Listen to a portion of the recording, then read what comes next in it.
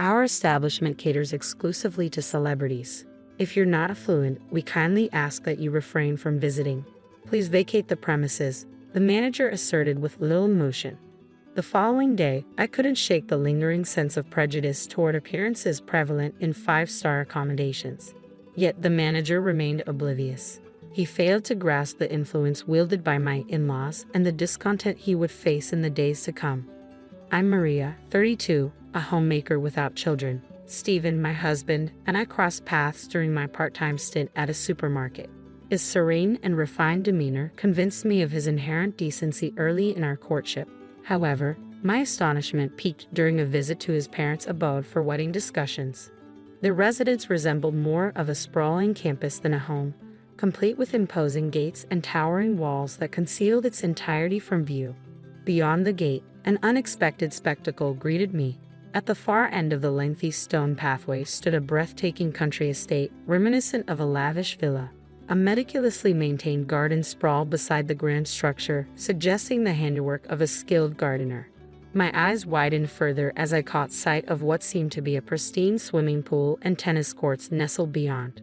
A wave of disbelief washed over me as I questioned the purpose of my visit. Stephen's dual role as a college student and part-time convenience store worker was indeed remarkable. How he managed such a balancing act puzzled me. According to Stephen, his family tree boasted a lineage of corporate titans, his father, mother, sister, and himself all holding esteemed positions as presidents of top companies. Unlike some celebrities who inherit family enterprises, Stephen's family forged their own paths as accomplished entrepreneurs. Following suit, Stephen treated the same path, utilizing his part-time earnings to cover tuition costs and kickstarting his own entrepreneurial venture. It was through this unique circumstance that our paths crossed, and now he tirelessly endeavors to expand his fledgling business. In my family, my father holds a regular job at a company, my mother is a homemaker, and my brother follows suit with his own corporate career. Doubts crept in, making me ponder whether I could truly fit into Stephen's world as his wife. However, Stephen remained unperturbed. What drew me to you was your warmth and joy. You're the one I envisioned sharing my life with, he reassured me. I made the decision to place my trust in Stephen and stand by his side. Yet concerns loomed regarding my prospective in-laws. Would they view me, a commoner, as an adequate match for their son? Anxiety gnawed at my heart, fearing I might disappoint them. However, upon meeting Stephen's family, my apprehensions melted away. They embraced me with genuine warmth and hospitality, expressing delight that Stephen had finally brought a woman home. My father-in-law, in particular, seemed to take a liking to me. Maria, you possess a rare beauty, inside and out. Your upbringing shines through in your demeanor.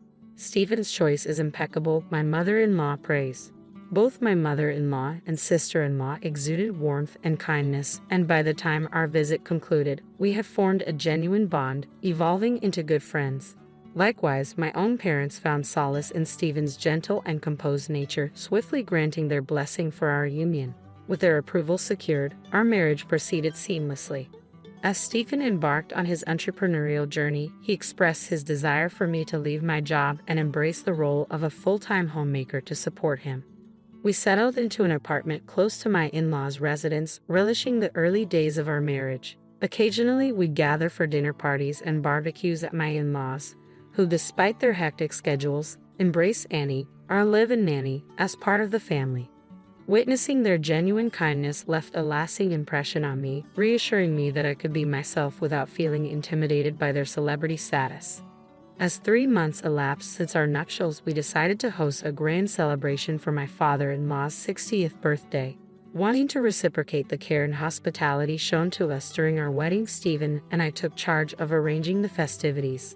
With Stephen preoccupied with work, the responsibility fell on my shoulders, a decision we reached after discussing it together.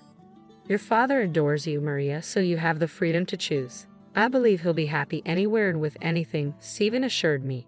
Accepting that I had the liberty to make my own decisions proved to be the most challenging aspect. Seeking guidance, I confided in a friend who suggested opting for a top-tier hotel, especially since my father held such esteemed status. Following her advice, I discovered a luxurious 5-star hotel conveniently located near my parents' residence. Despite my lack of experience with upscale accommodations, I assumed it would meet the standards.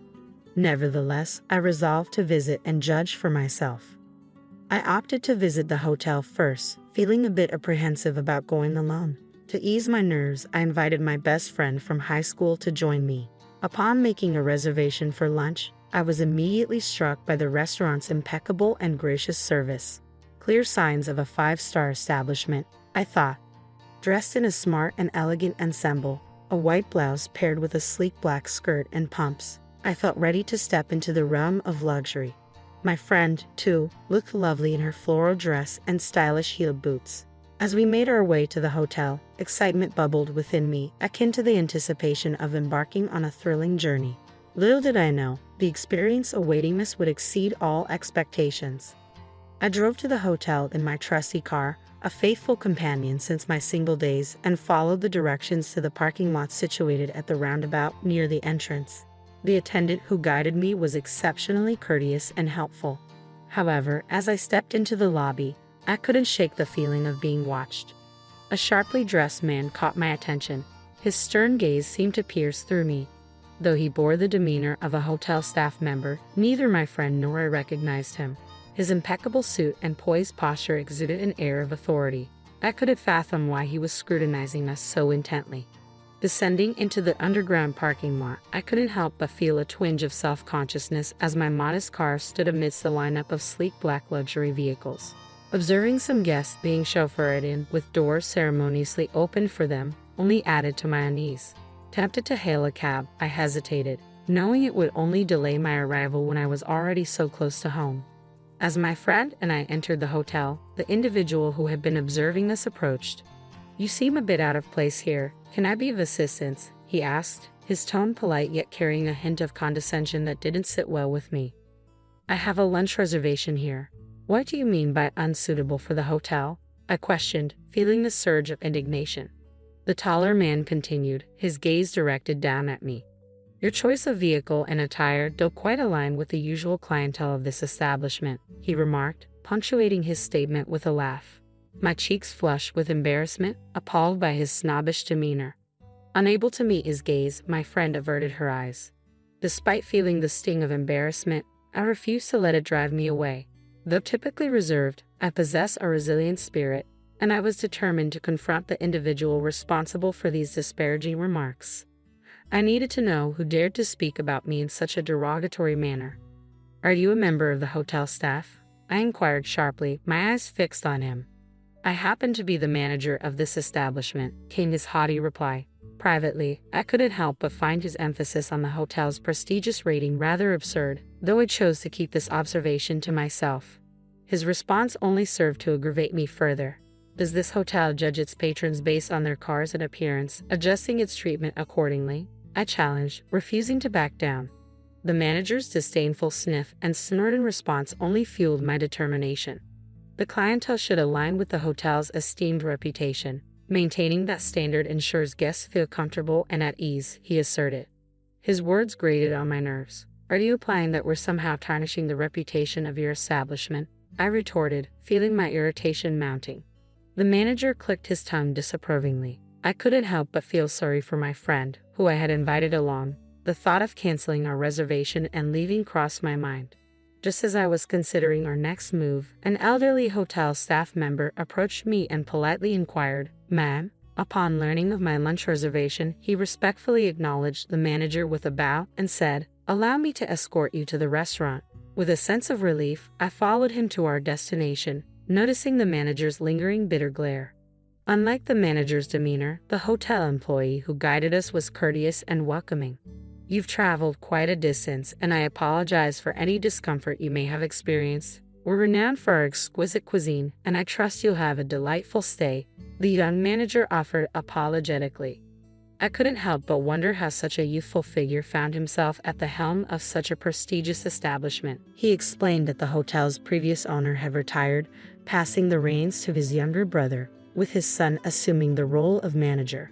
Despite his impressive academic background from a top-tier university, the manager lacked prior experience in hospitality and struggled to uphold the hotel's esteemed standards. It's disheartening to witness even long-standing patrons being overlooked and compelled to depart over minor matters, the elderly employee lamented solemnly. I've dedicated my life to this hotel, only to find myself deemed expendable in its quest for rejuvenation. I'll be bidding farewell at the month's end. It seems the hotel no longer values the loyalty of its devoted staff, instrumental in achieving its coveted 5-star status. As the elderly hotelier had assured, the cuisine surpassed all expectations, leaving my palate thoroughly satisfied.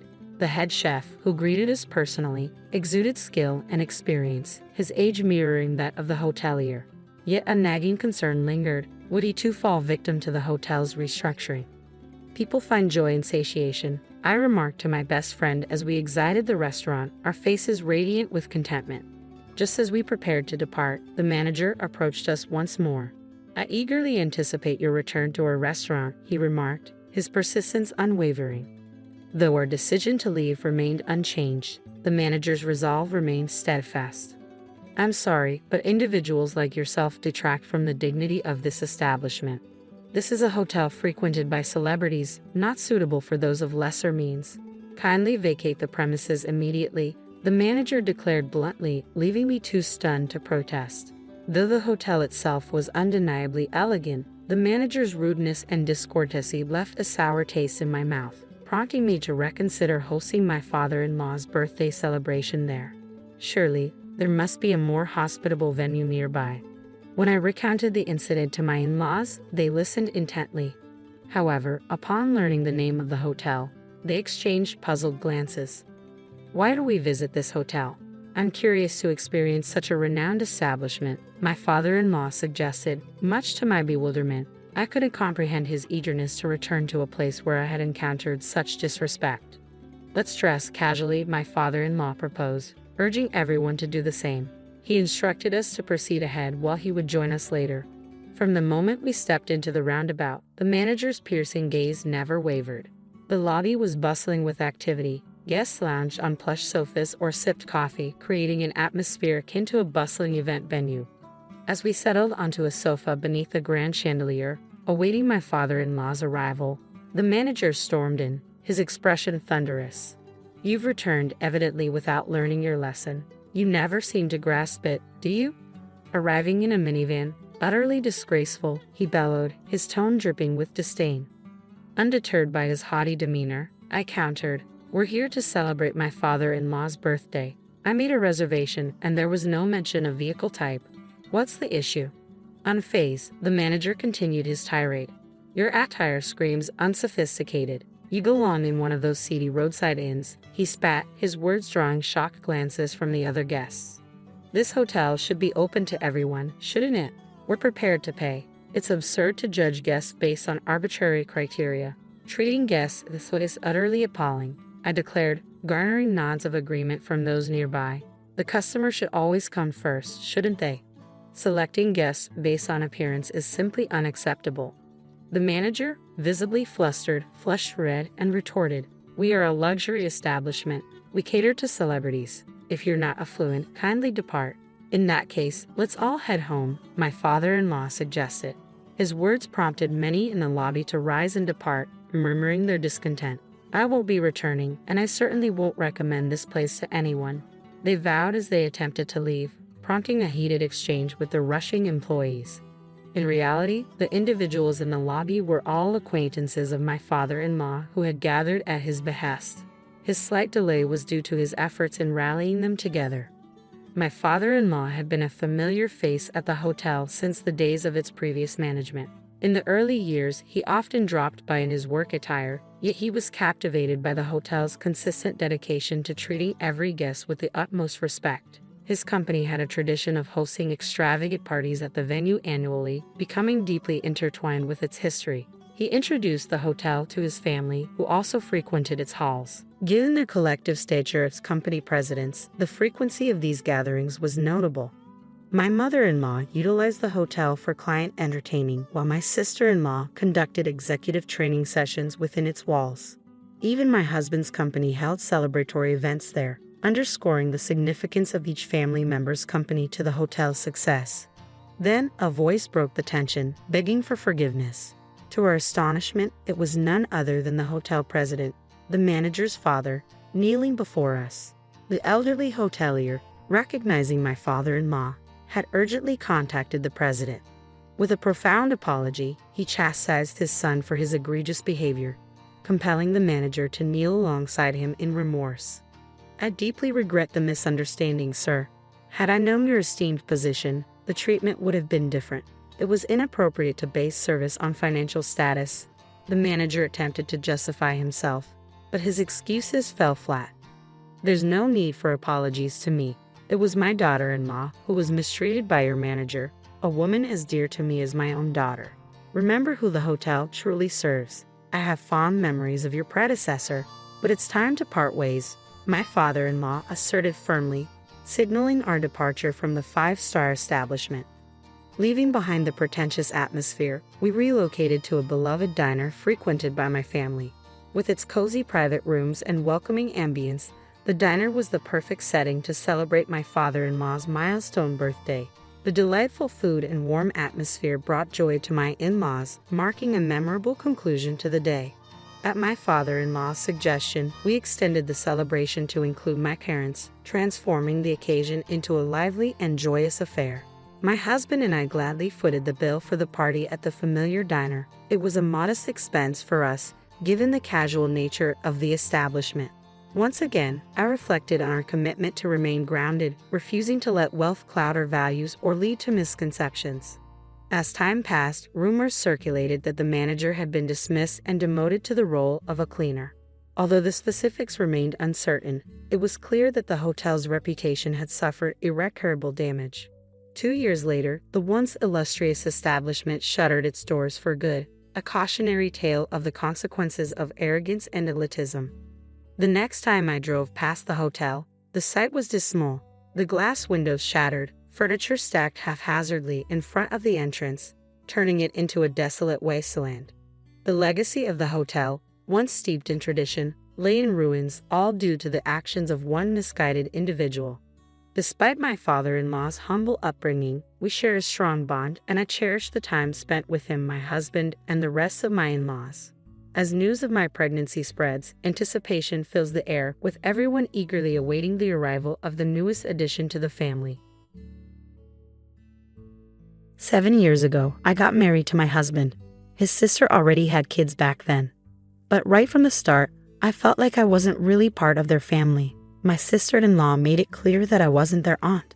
She even told her kids that I wasn't their aunt. Because of this, I don't feel close to them like I do with my husband's other siblings' kids, who I treat like my own nieces and nephews. I love spending time with them and being a fun aunt. I've done things like painting their rooms and taking them on trips because I like being creative and making them happy. Even though I'm a mom now, I still love doing these things for my nieces and nephews because they're like my family, and I never really had one before. But when it comes to my sister-in-law's kids, I don't do any of that anymore. I've stopped trying to talk to them because my sister-in-law made it clear that she doesn't want me involved.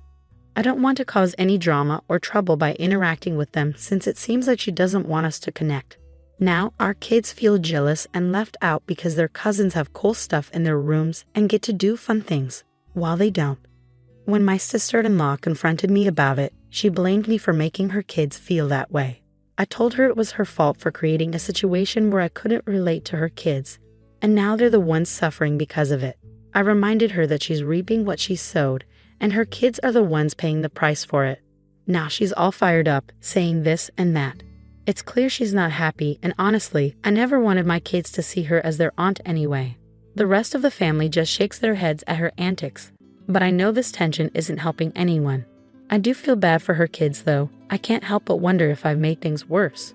She doesn't see me as family to her kids because we're not related by blood or adoption. I don't think I'm in the wrong here, and it's frustrating to see the family dismiss her behavior. If anyone confronted me about it, I'd explain that I've always respected her role as a parent, even when she asked me to step back from being an aunt years ago. It hurt, but I understood and never crossed any boundaries. It's unfortunate that things turned out this way, but I had to respect her wishes. I didn't set these boundaries, I just followed them. When she complained to OP could have responded, "Do I know you?" But I wonder if the sister-in-law was the only daughter among the siblings. Maybe Penelope being the first woman to marry into the family triggered her. Over time, as the other brothers got married and had kids, she became less aggressive, but the damage was done. The only reason the sister-in-law regrets it now is because Opie turned out to be a fantastic aunt to other children, and the sister-in-law's plan backfired. Actions have consequences. Ope, you followed her instructions not to get involved. It seems like the rest of the family knows she's difficult too. Everyone here seems to have their faults. You probably aren't telling the whole story about what's going on between you and your sister-in-law. But it's not fair for either of you to involve the kids. And what about your husband? Does he also ignore his niece and nephew? Why is he supporting either of you acting this way? I couldn't disagree more. The sister-in-law made the choice to exclude OP and is now causing conflict because OP respected the boundary she set around her kids. Are you suggesting OP should have ignored that boundary? I understand your concern for her kids. Sadly, they suffer because of their mom's actions. But before you try to change anything, consider how your sister-in-law will react. She might turn any contact into something negative. Keep that in mind as you decide what to do next. This situation happened 2 months ago, but he's still upset about it. I'm a 45-year-old woman. I love my oldest son, but he's almost an adult and acts like one. In our family, everyone takes turns doing chores like cooking, washing dishes, and cleaning common areas on different days. Unfortunately, my son dislikes chores and always tries to avoid them. It's been an ongoing struggle. Washing dishes is particularly troublesome. He fills the dishwasher too much, preventing the detergent from reaching the dishes, leading to them not getting clean. I interrupted him quickly and reminded him that the dishwasher sanitizes dishes. My husband supported me, saying, if he wants dinner, he'll eat from his dishes. He often promised to wash some, but I refused, reminding him that he had the chance to clean them properly the night before. I told him to eat from them as they were or skip dinner. He yelled and threatened to make his own food, but I stood firm. Eventually he gave in, reluctantly selecting the least dirty dishes and eating quietly. I felt bad seeing him so disgusted, but I was tired of the wasted time, water, and detergent. It turned out well. His dishes came out perfectly clean afterward. However, he's still angry, and I do feel guilty now. But I'm tired of his deliberate laziness causing problems for everyone else in the house. Am I wrong? You're not wrong, and I think you handled the situation well. However, I disagree with your statement that he doesn't realize his laziness screws over everyone else in the house. He knows, he just doesn't care. He's old enough to understand the consequences of his actions, and it's time he learns. This should have been addressed sooner. If he doesn't face consequences, he won't change his behavior. Instead, he learned that even when I make a mistake, my parents will have to fix it because they need to eat too. What OP did was smart because he's almost an adult, and it's time to learn how to do things properly. The fact that he suddenly knew how to do the dishes correctly overnight shows that he was capable all along but chose not to do them properly. Well done, OP. I grew up in poverty but worked harder than anyone else to achieve success in my personal, financial, and professional life. My family often had to choose between bus fare and a meal. So when I became financially successful, many people approached me for help. I helped them out of compassion and understanding, knowing how much a small gesture can mean to someone in need. However, many of those I helped started to see me as their personal ATM.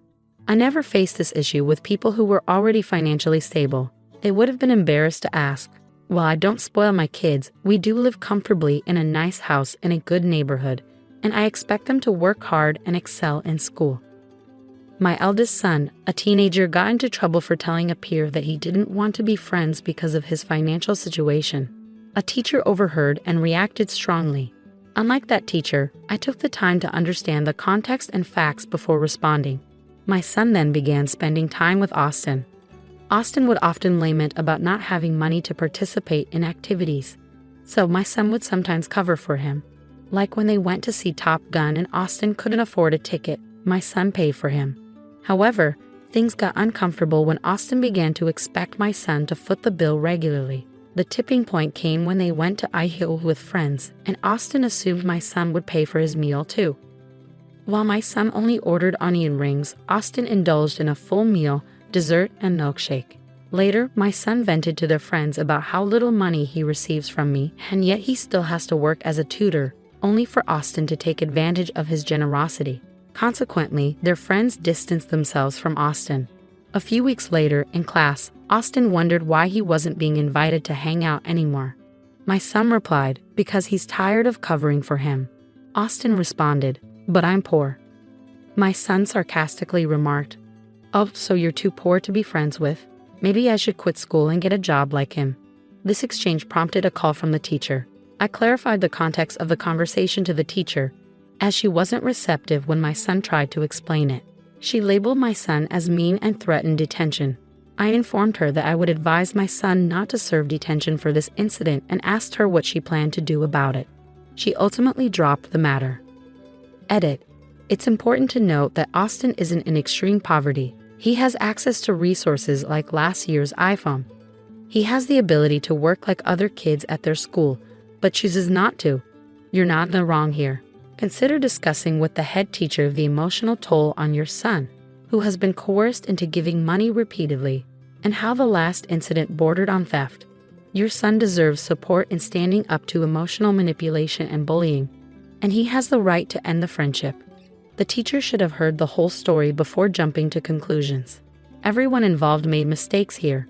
While your son's outburst might warrant detention, it's not ideal for you to interfere with a teacher's disciplinary actions unless there's a significant issue with her approach. It might be beneficial to help your son improve how he expresses himself to avoid more serious consequences in the future. I agree, your son has the right to stand up for himself. But the way he expressed it could have been kinder. A more effective approach would have been to say something like, "I don't want to be friends with someone who takes advantage of me," which addresses the real issue without targeting Austin's financial situation. Being overly confrontational with someone who feels entitled might lead to further trouble. Given the circumstances, your son's response wasn't entirely unreasonable. It was a sarcastic retort to someone making excuses for their behavior. The teacher's refusal to listen to the full story and her decision to focus on a poorly worded phrase taken out of context didn't help the situation. I know it might sound odd, but I don't think I'm in the wrong here. I just need some other perspectives on this. My brother, who dropped out of high school, recently got married to his wife, who has similar qualifications, at the young age of 19. I'm 23, just to give some context. The situation is complicated, but basically my brother's mother-in-law pushed them into getting married because she wanted a grandchild as soon as possible. Unfortunately, my own mother went along with it, which I find frustrating. Now my new sister-in-law is expecting, which confirms my suspicions. I know I might seem disrespectful, but I'm not happy about it. We're not well off financially. My dad, who used to be assertive, didn't step in to prevent this situation. Ironically, he persuaded me against attending the college I wanted because of the high tuition fees. To cover the wedding costs, my dad borrowed money from my uncle, his brother, and now he's pressuring me to repay it because my brother and sister-in-law, being young and expecting, can't afford to. They told me they're in too much debt to get a loan from a bank, so it falls on me since I'm debt-free with savings and a job. When they brought this up, I didn't say anything. I just laughed and left. Now they're bombarding me with calls and texts asking for financial help, but I refuse to budge. It feels like we're living in completely different realities. It's not about culture or anything like that. Am I wrong for refusing to take out a loan for my family? Definitely not. Goodness, what a chaotic situation. If no one can afford to cover the wedding costs, what about the baby? It seems like they'll keep turning to you for loans they won't repay. Stand your ground. This isn't your problem to fix, so don't entertain further discussions about it. If they can't afford a lavish wedding without a substantial loan, maybe they should prioritize their resources for the baby instead. Laughing in their faces was a fitting response to such a ridiculous request. Oh, please ensure that you're the only one with access to your savings. Secure your accounts with updated passwords and avoid staying logged into online banking on shared devices. It's important to take these precautions, especially if your parents have access to personal information like your social security number and employment history. While you might believe they wouldn't take advantage of you, financial strain can drive people to make unexpected decisions. That's right. If they have your social security number, they could potentially open credit in your name, leaving you in a difficult situation. It's a quick process, but you can easily lock your credit by contacting the major reporting agencies, usually 3 of them, either by phone or online. Reversing a lock is simple when you're ready to apply for loans for things like a home, education, or a car. Their financial irresponsibility shouldn't fall on your shoulders. They need to figure out a repayment plan for your uncle on their own. Growing up, I lived with my best friend and his wife, Amanda, on I-35. While Amanda has always been a friend, I've had a closer relationship with her husband. Unfortunately, they moved out of town years ago, only returning for significant family events like funerals or weddings. A few months back, Amanda visited for her sister-in-law's bachelorette party, despite feeling uneasy about it due to her sister-in-law's mistreatment stemming from jealousy or other issues. Wanting to ease her nerves, I offered to pick her up from the airport and take her out for drinks afterward. However, I made a mistake and forgot to add it to my calendar. I had already planned a date for that night and couldn't cancel it, so I arranged for the sister-in-law's best friend to pick up Amanda and take her to the hotel. 2 days later, I met up with Amanda for drinks. She was feeling really down after her mistreatment at the bachelorette party, where everyone else seemed to ignore her. We spent a few hours chatting and drinking, and then I received a text from my girlfriend, asking me to come over to her apartment. I arranged for a mutual friend to join Amanda at the bar and keep her company before leaving. After that night, Amanda stopped communicating with me. She ignored my texts and social media messages for 3 months. Finally, I decided to ask my best friend about what was going on with his wife. He listed a series of complaints Amanda had against me, including forgetting her birthday multiple times despite Facebook reminders, which she doesn't use, and the incident at the bar where I forgot to pick her up from the airport and left her alone. I explained to my friend that I tend to be absent-minded, and they should have been aware of that by now. I also mentioned that Amanda is overly sensitive and holds onto grudges. I reminded him that I had already apologized to her for everything, so I didn't understand why she was still upset. However, my best friend became angry and is now not speaking to me either. Do you think I'm the one in the wrong here? My parents are living in this house, so you need to go back to your parents' place, my husband said suddenly. I was taken aback by his words. He seemed to think he was making perfect sense.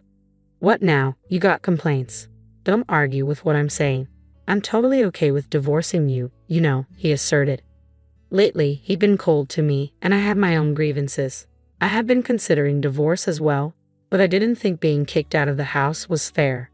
I mean, I'm the one paying the $1,800 for the living expenses. I wondered if he even remembered that. As I stared at him in disbelief, he lost his patience and snapped, "Get out of this house already. If you're here, my parents won't feel comfortable coming." I truly didn't understand why I had to leave, but I said, "All right, I'll take everything I bought with me." Once I agreed, my husband, contented, said, "Get on with it then," and left. I immediately called a resale shop. My name is Emily. I currently live with my husband, Robert, who's 5 years my senior. We met when mutual friends introduced us, and we unexpectedly bumped into each other while hanging out with them. This led to us spending a day off together. I'm actually thinking of becoming a voice actor. I'm studying for it now, Robert said. Listening to Robert, I thought his deep voice was indeed impressive. I've always had a soft spot for soothing voices and felt drawn to his. He probably sensed my interests. Soon, we exchanged contact information and suggested hanging out alone. Before we knew it, we started dating. Neither of us explicitly said we should date, but we found ourselves in a relationship. Being young at the time, I thought this must be what adult romance feels like. I had just graduated from college and started working, so maybe I was taken by the idea of dating someone who seemed so mature compared to me. Seeing this, my best friend Ashley expressed concern. "Are you sure about dating someone 5 years older?" I confidently replied, "It's fine. Age gap relationships aren't that uncommon nowadays. I really like Robert and he feels the same about me. There's nothing to worry about." Seeing my conviction, even Ashley, who was initially concerned, said, "Well, if you say so, Emily." Robert and I continued dating for about 3 years, and he eventually brought up marriage. I had mentioned him to my parents, and although they knew he was 5 years older, they were eager to meet him. Given this pressure, I often found myself wondering when he would propose. He proposed to me during one of his usual visits to my apartment, where we just hang out and relax. Normally, I'd expect a proposal to happen in a more romantic setting, but this casual approach felt very much like Robert. I didn't mind it. In response to Robert's proposal, I said, "Sure, let's get married." Perhaps we were both a bit nonchalant about it. After that, we went to visit each other's parents, but to be honest, I didn't really get along with Robert's folks. When we arrived at Robert's family home, the entryway and living room were crammed with what looked like antiques, though I couldn't tell where they were from. From what I could see, they all seemed to be replicas or imitation pieces. As we were ushered into the living room and met Robert's parents, both were dressed in high-end branded clothing and decked out in gaudy jewelry as they greeted me. It felt like I was meeting a stereotypical nouveau rich couple. No matter how I looked at it, our tastes and values seemed too different for us to get along. Robert's mother even remarked, "You look so average, don't you?" comparing her appearance to mine, which was quite rude. I was taken aback that the parents of the man I was thinking of marrying could be like this. But in the end, it's Robert and I who are getting married. If I don't get along with my future in-laws, then I don't really have to interact with them much. So, I decided not to let it bother me too much.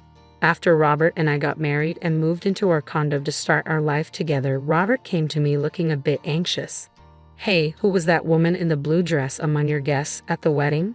"Which woman in a blue dress?" There were several of my guests who wore blue dresses, so just based on that information, I couldn't figure out who he was talking about.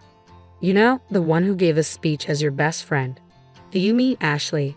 "Yes, she was wearing a blue dress." Upon hearing this, Robert muttered, "So it was Ashley." "What's wrong with Ashley?"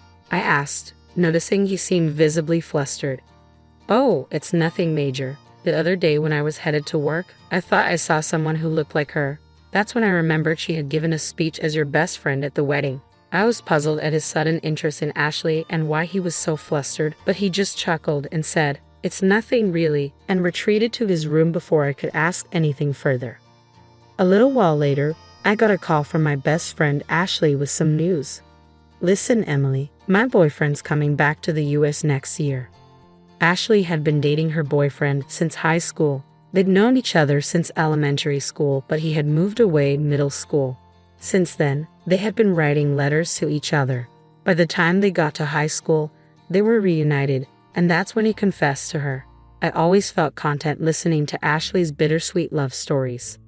I always enjoyed hearing about her love adventures.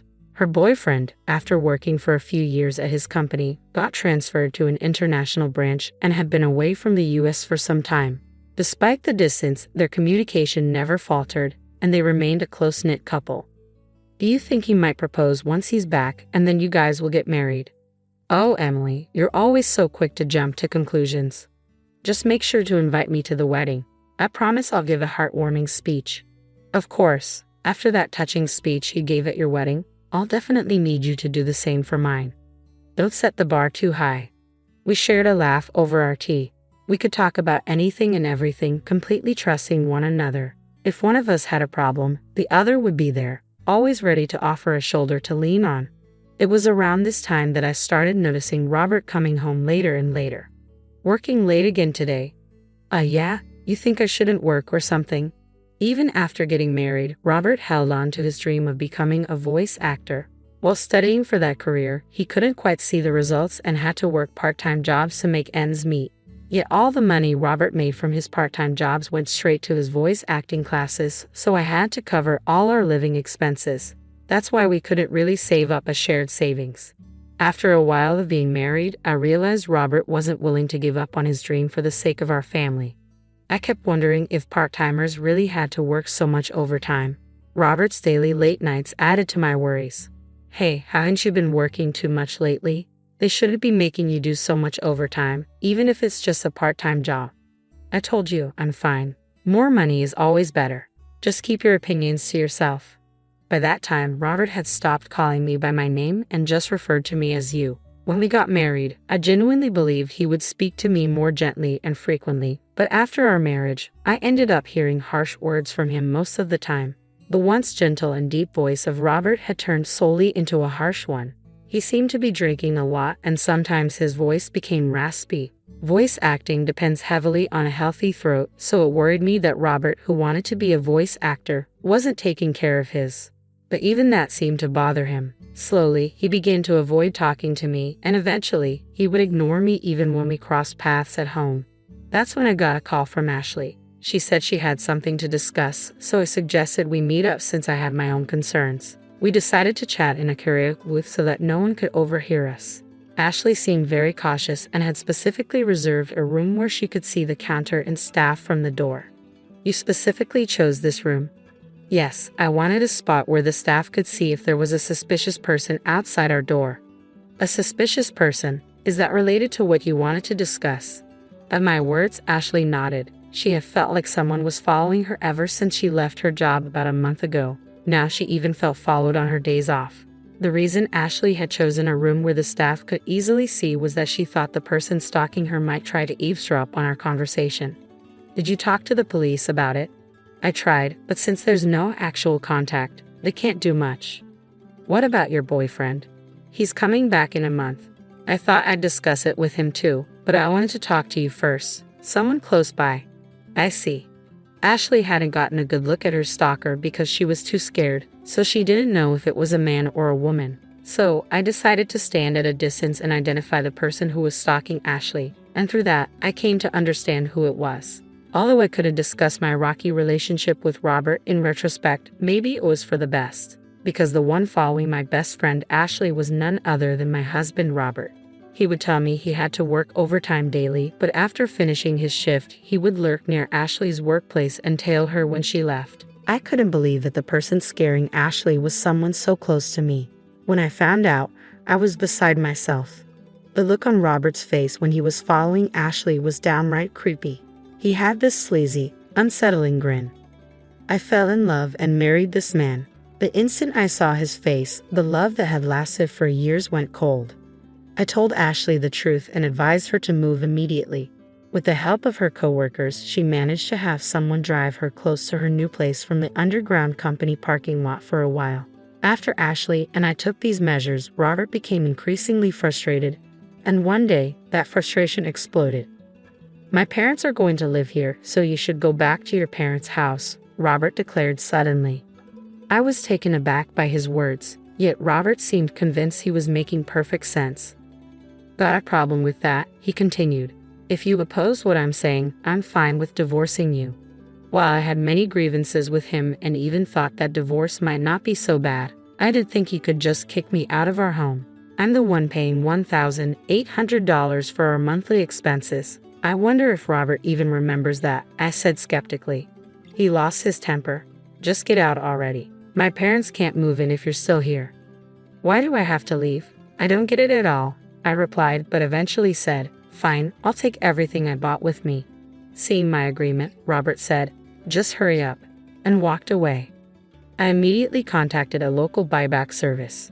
The next day, they came to our apartment. At first, Robert smirked, thinking I was moving out. However, when he saw the workers assessing all the furniture and appliances, his eyes widened in shock. After they had finished evaluating everything except what was in Robert's room, a staff member handed me a quote saying, the total value is $22,000. I promptly signed, saying, all right, sell it all. Robert, coming back to his senses, grabbed my arm with concern. Why are you selling everything? My parents are going to live here. How can they with no furniture? I shook off his grip. What are you talking about? When we got married, you said you were broke because you were paying for your acting classes. You begged me to handle the rent, furniture, and living expenses. I never imagined you were that broke. I felt deceived. Remember the $1,800 monthly expenses I've been covering. From now on, you'll pay that. And with your parents moving in, I bet it'll be even more, I declared. Robert went pale, but he quickly tried to regain his composure. Thought you could talk about money and I'd cancel the divorce? Who do you think you are? I've already gotten close to a rich lady, he continued. And then I remembered Robert following Ashley recently, if what he considers close was his stalker behavior. Then Robert seriously diluted. Ashley definitely comes from a wealthy family.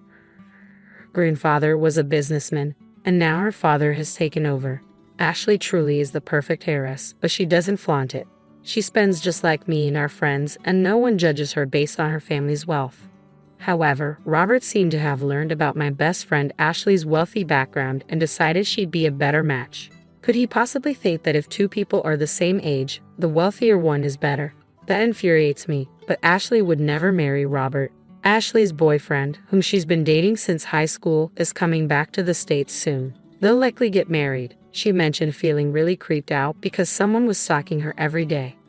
I remarked upon hearing he wasn't close with Ashley and that she found him creepy. Robert was floored. I always escorted Ashley home, he insisted. You're lucky you weren't reported to the cops, I shot back, but I didn't know about any boyfriend. He's been abroad. She chose me over some unknown guy. They've been pen pals since elementary school and apparently talk almost daily. And unlike you, who's only been working part-time jobs, her boyfriend is a successful man recognized even by her father. Robert looked utterly defeated as I spoke. When the buyback workers had taken all the furniture and appliances, he seemed to recover somewhat. If you are all I have, you'll support my dream of becoming a voice actor forever, right? He asked, striking a pose. I gave him a cold look and said, Excuse me, I've already been to the divorce lawyer's office and started the process. Let's communicate through our attorneys from now on. Robert, perhaps thinking I still had feelings for him, clung to my waist. Don't say things like that. How have we been getting along all this time? Getting along? When? Ever since you found out my best friend Ashley is a wealthy heiress, you've been cold to me and started hanging around her. Right after I married you. I realized it was a mistake. Robert started crying like a child, even though he's 5 years older than me. Seeing him cry like that only made my already dwindling affection for him drop even further. At this point, I couldn't stand being in the same room with him. Just cut it out. Oh, by the way, I told your uncle who's letting us rent this apartment about our divorce. My uncle? You know he's strict, right? Well, I've been paying all the rent and living expenses until now. So when I told him you might not be able to afford it if I leave, he said he'd make you work for him. That means I won't be able to continue my voice acting studies. You hardly ever practice anyways. Maybe it's time to face reality. Anyway, if you come near Ashley again, I'll report you to the police immediately. Goodbye. I left the house, determined to never look back. I plan to return to my parents' house for now, but I'm thinking of moving closer to my job if I find a good place. As for Robert, it seems his uncle kept his word and made Robert work at his company. Soon after, Robert's parents, who had been planning to leech off their son after he married the wealthy heiress, also moved into the apartment. They too were taken to work at the uncle's company. Seems like the whole family had a habit of taking advantage of others. I'm just glad I was able to get away from such a toxic family. Age difference doesn't really matter, but I think I need to choose my next partner more carefully. On another note, after things with Robert settled, I received a wedding invitation from Ashley herself. She introduced me to her longtime boyfriend, and I truly wish them all the best. My first marriage didn't work out, but I hope Ashley's marriage will last for many years to come. My name is Olivia, and I'm a 32-year-old housewife. My husband, Liam, is 34 and works an ordinary office job. We've been married for 8 years and have a precious daughter named Ava, who is 6 years old. Ava is incredibly adorable, and both Liam and I are completely smitten with her. I have an older sister, Emma, who is 3 years older than me. She recently turned 35 and went through a divorce due to a personality clash, becoming a single mother to her 4-year-old son, Noah. One day, we planned to go to the zoo with Emma and Noah. Unfortunately, I caught a cold at the wrong time. When I tried to cancel the outing, Liam kindly offered to take the day off from work, not wanting to disappoint the kids. Even though it meant he and Emma would be alone together with the children, I didn't think anything of it. However, one day when I was walking through the shopping district after running errands, I happened to see Liam and Emma sitting together in a cafe. I wondered why they were together, but as it was almost time for Ava to come home from her after-school program, I headed home, still feeling uneasy. That night, when Liam came home, I asked him about it. He explained that it had started raining and they happened to meet, so they went to the cafe to wait for the rain to stop. He seemed calm and nonchalant, so I trusted him at the time. But after that day, Liam started coming home late more frequently. He also began asking for more money, claiming he was short on cash. On his days off, he went out more often, and whenever Emma visited our house, their interaction seemed more familiar than before. Suspicion began to creep into my mind, even though our relationship with Ava remained as strong as ever. Then an incident occurred that made me realize something was amiss. Emma came over as usual and asked if I could take care of Noah for about a week. A friend had invited her on a trip to Hawaii, and it was difficult to bring Noah along. Emma pleaded, saying she needed a break after being so busy. I understood how hard it was for her since the divorce, and though reluctant, I agreed to help. As Emma's trip approached, Liam told me he would be away for a while on a business trip, visiting multiple areas over several days. I thought it was a tough coincidence, but I was shocked when I learned his departure date. It was the same day as Emma's trip to Hawaii. Was this really a coincidence?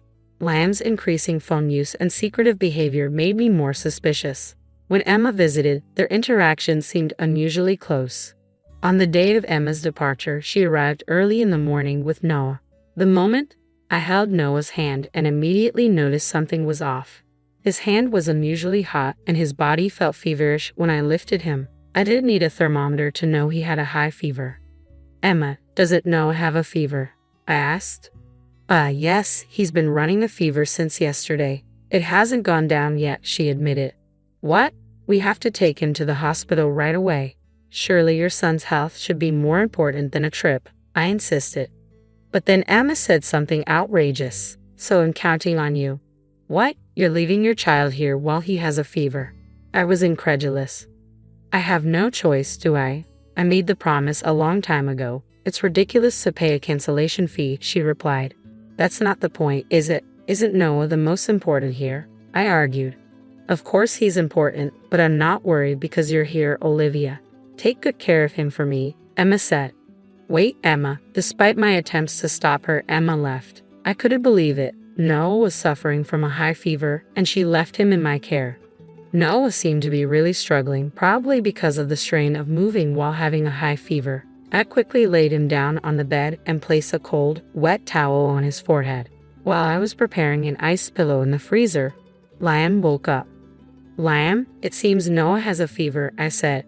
"Really? Is that so?" he replied sleepily. "Emma is terrible. She's going on a trip, leaving Noah in this state," I fumed. "Well, she had planned it long ago, right? She probably can't cancel at this point," he reasoned. "You too, Liam. Poor Noah. If you feel that way, you should take good care of him," I said. "Liam, can't you do something about your business trip? If Noah has some contagious disease, he might pass it to Ava. I'll take care of Noah, so I want you to take care of Ava," I pleaded.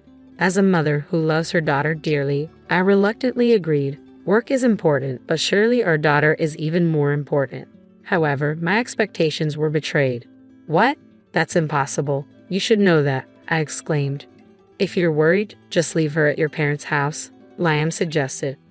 "Even if you say that, my parents are busy with work and your parents' house is too far away to go now," I countered. "Then there's no choice," Liam replied. "Well, all we need to do is let Noah sleep. It'll be fine," he said casually. "Say that so casually. What do you want me to do then?" I retorted. It's time. I have to go. I'll be going then." Liam hurried off, leaving me behind. I quickly called my parents. They couldn't take a day off work on such short notice, but my mother promised to leave early and come pick up Ava as soon as possible, which gave me some relief. While waiting for my mother to arrive, I kept Ava confined to her room, feeling sorry for her. Meanwhile, Noah's condition seemed to be worsening. In addition to this fever, he started to cough in the early afternoon. When my mother arrived early from work, I immediately took Noah to the pediatrician. On the way to the hospital, my heart ached seeing Noah suffer even from the car ride. The doctor diagnosed it as a common cold and prescribed an antipyretic, advising me to monitor his condition closely. However, I was warned to call an ambulance without hesitation if his fever rose further or if he became dangerously delirious. "I'm sorry, Mom," I whispered to myself, overwhelmed with concern for Noah's well-being. "I suddenly had to ask you to take care of Ava. Don't worry about it. More importantly, I'm worried about Noah," my mother assured me over the phone. Noah was as dear to my parents as Ava.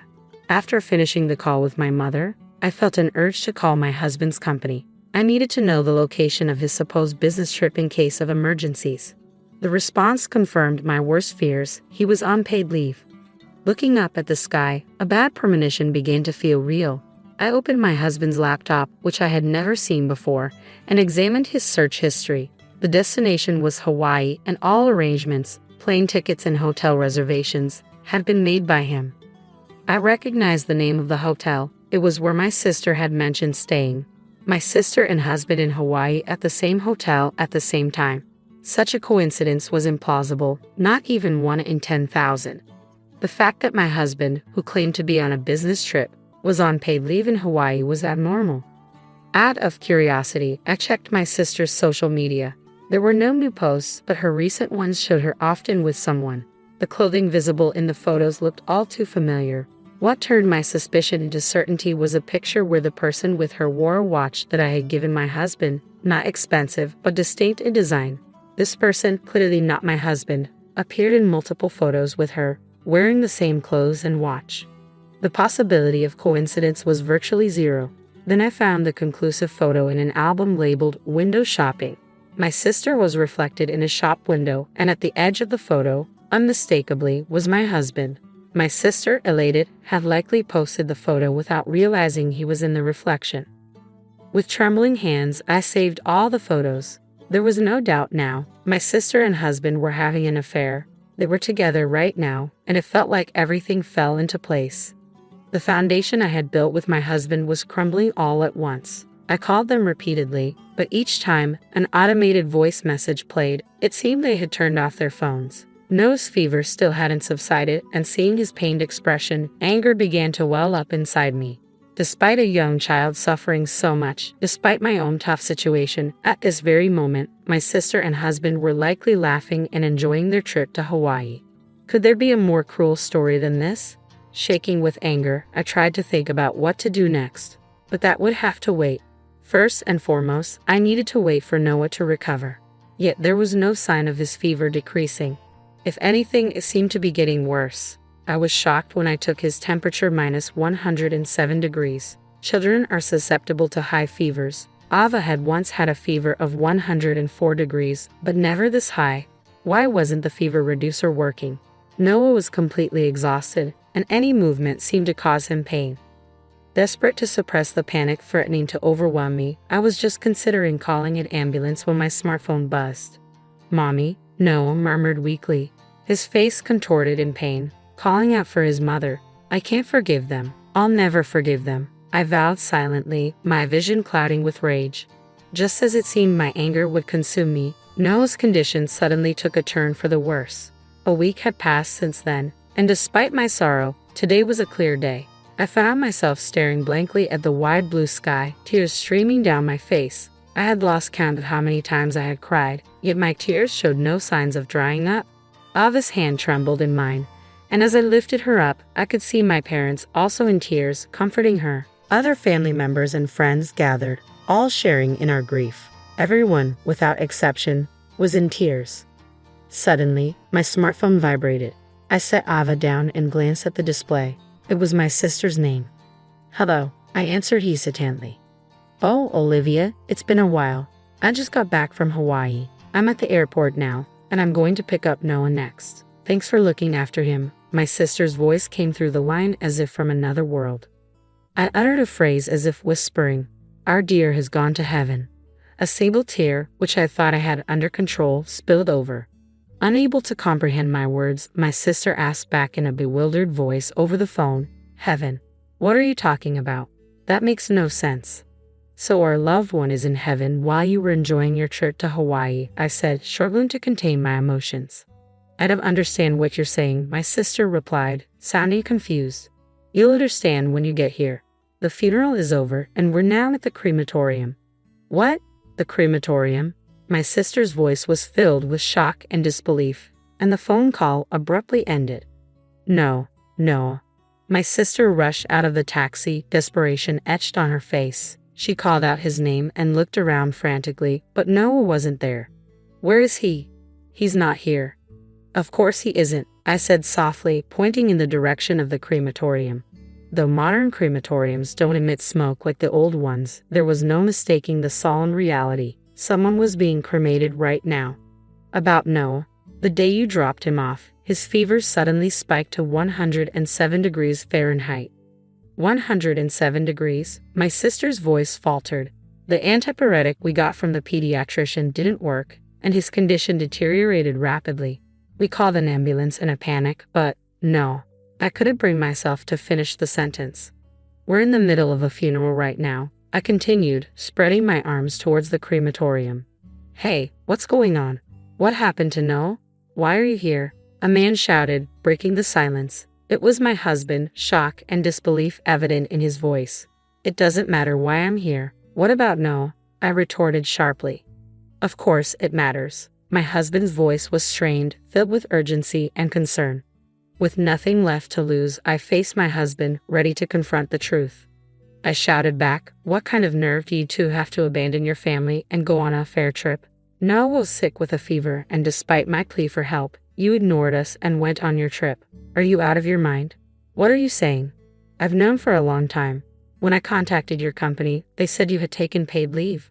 When I checked the computer, there was a reservation for a trip to Hawaii, staying on the same flight and in the same hotel as my sister. You think you can explain that away as a coincidence? At my intense accusation, my husband was left speechless. Olivia, tell me, is Noah? His voice broke. How can you ask that question now? Why do you think we're here? Why do you think we're wearing mourning clothes at the crematorium? Don't you understand? I demanded, my voice trembling with emotion. No. My sister's scream pierced the tense air, collapsing into tears. I looked down at her with cold eyes. You have no right to cry, Emma. You're the worst kind of person, abandoning your son to go on a trip with your sister's husband. I was so lonely all by myself. That's why. Emma's voice quivered. So you laid hands on my husband? I accused. What? I did nothing wrong. I'm not in the wrong, Emma insisted, unbelievably lashing out in anger. I didn't choose to have a child, nor did I choose to become a single mother. When my ex-husband and I divorced, I wanted him to take custody of Noah, but he refused, so I did my best to raise him on my own. But to think Noah would? No, Emma. The one comforting my crying sister was my husband. It seemed he had no intention of hiding their affair any longer. Don't be selfish. Our parents and I have helped as much as we can.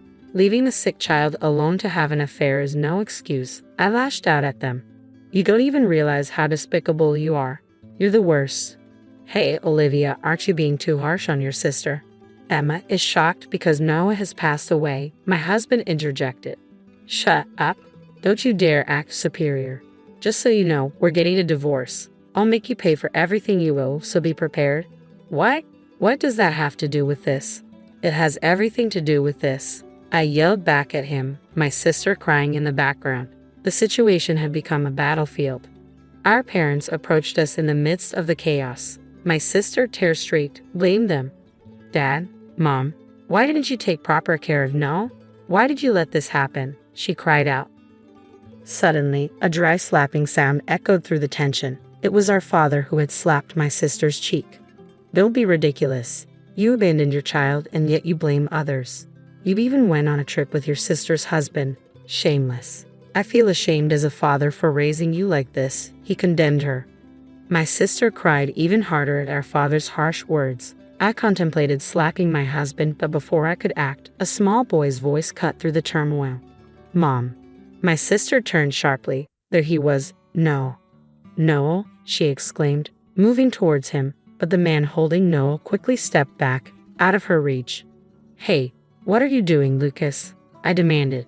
The man holding Noah was my sister's ex-husband, the man who had divorced her due to their personal conflicts. That's what I should be saying. What are you doing, leaving Noah alone?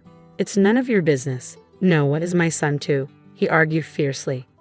I followed the prevailing opinion that a mother is better because you insisted on not sharing custody, no matter how many times. I warned you, you wouldn't let me see him, and as I feared, it came to this. You have no right to be Noah's mother. Shut up.